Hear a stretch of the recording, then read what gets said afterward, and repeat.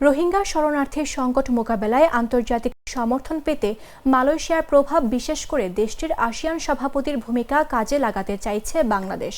বাংলাদেশের অন্তর্বর্তী সরকারের প্রধান উপদেষ্টা অধ্যাপক ডক্টর মোহাম্মদ ইউনূস মালয়েশিয়ার সফর শেষে দেশটির জাতীয় সংবাদ সংস্থা বার্নামকে দেওয়া বিশেষ সাক্ষাৎকারে বলেন, রোহিঙ্গার শরণার্থী আশ্রয় দেওয়ার অভিজ্ঞতা ও আসিয়ান নেতৃত্বের কারণে মালয়েশিয়া একটি আঞ্চলিক সমাধান বের করতে গুরুত্বপূর্ণ ভূমিকা রাখতে পারে।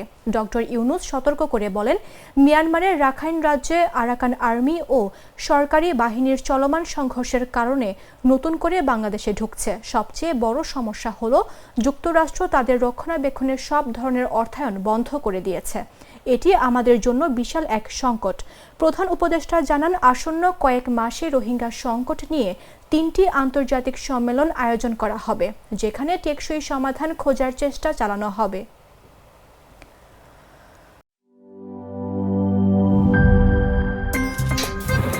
আমার একটা স্মার্ট সিদ্ধান্তে 25% গ্যাসের খরচ কমেছে। ভাবছেন কিভাবে?